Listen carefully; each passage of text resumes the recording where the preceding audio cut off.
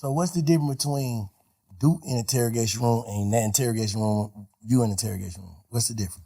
Duke never was in the interrogation room. I mean, not Duke. Yeah. The difference with me and Yak situation is Yak in the interrogation room telling that Duke did the crime. Yeah. Not no bullshit, no funny shit in that. Go ahead. Yeah. Ain't even no harsh feeling. I ain't mad at nobody, none of that. I live and learn. I want to know what the difference is. I want to know your perspective on what's the difference between him being in the interrogation room talking and you being in the interrogation room talking. The difference is he told that Duke was locked up for these crimes. He told the police what Duke did. Mm-hmm. Like you told on Duke. That's the difference between his and mine. I didn't tell on Roscoe. I try to free Roscoe. But I'm saying Roscoe didn't shoot at the bus. What's good? This is Stigler the podcast. Hey, do me a favor. Subscribe to the channel. Hey, I appreciate all the love and support on mi gente. I hope you're doing good. Take care of yourself physically, mentally, spiritually, financially, wherever you're at in your life, man, take care of yourself. Hey, you know one thing about me, man. If you ask me and you're sincere about what you're about to say, I'm going to look at you, and I want that same kind of energy back. And what I mean by that is that if you say, hey, I need a few dollars, bro, to next week, can you spot me? I'm going to look at you and be like, all right, bro, I got you. Don't worry about it. I'm going to give you the funds. My expectation is when you got it, next week when you say you do, that money, hey, here you go, bro. Thank you. I appreciate it.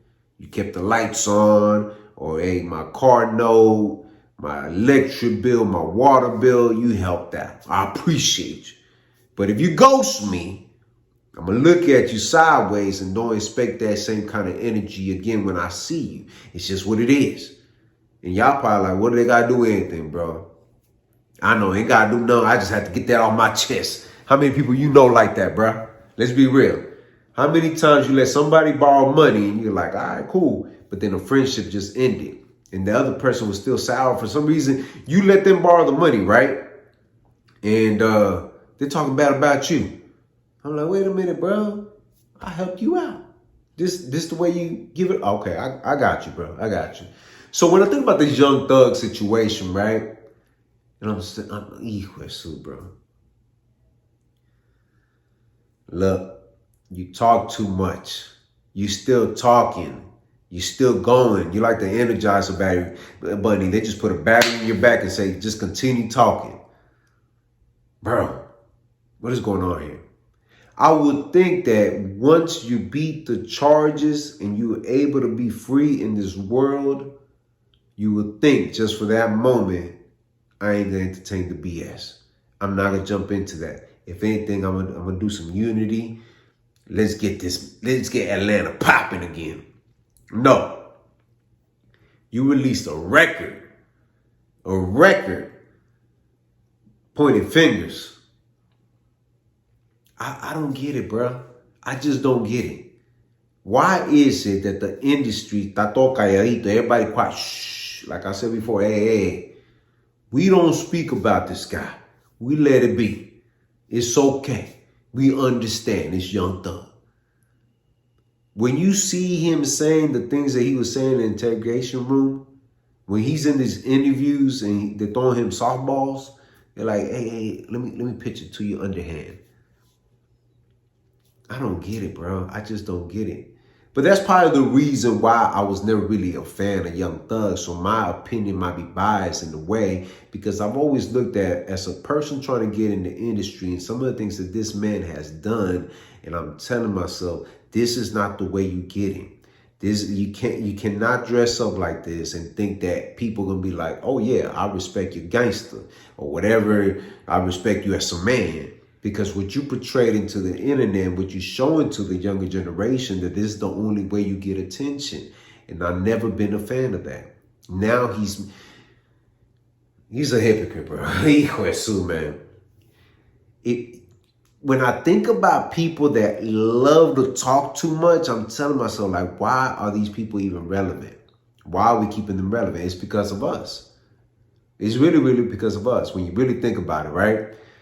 We keep talking about a person that we know what he did was wrong, but we trying to justify it and change the rules. When I hear academics after he had that interview with Big Bang or whatever, I don't know that guy's name, but he's in an interview.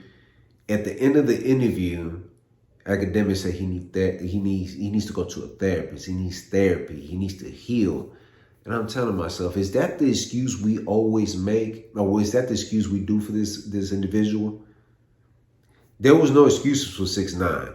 Mind you, 6ix9ine was a young person, got affiliated with some real people, and a lot of things happened. And I'm not justifying what 6ix9ine did was right. The same way when I think about Young Thug, I don't think what he's doing is right.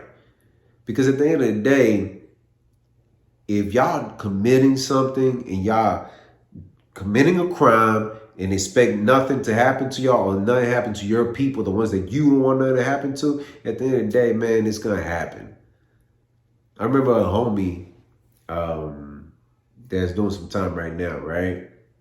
The way I found out that he was doing anything is on the news. People came up to me and asked me, did you know about this? I ain't got nothing to say. I don't. Mind you, I didn't know anything anyways. But if I did, what do I gain out of that? I gained nothing. They already caught him. They need to talk to him. And if they want to pull me inside, what do I got to say? Nothing. It is not my business.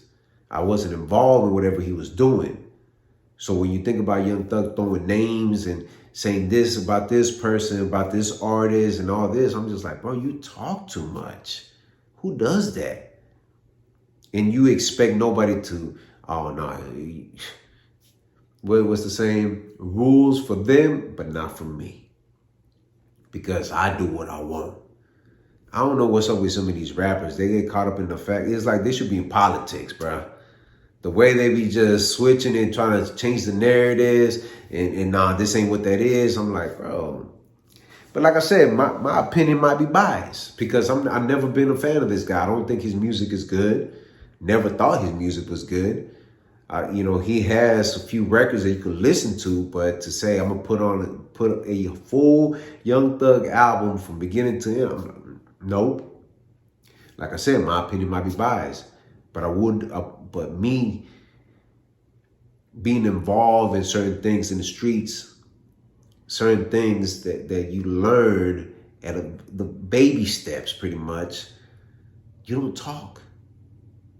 At the very beginning of the interrogation, what they said to him, whatever you say can be used against you in the court of law. And you willing to speak? They even give you an option. You do know that you don't have to say anything. You can let your lawyer do the talking. Look, man, I remember in high school, man, and people used to be like, when they get caught up in certain things, and of course they would talk to everybody. They pull me to the side, I'd be like, I don't even know what you're talking about. You weren't there? We saw you there. Okay. And you saw me do? Okay, cool.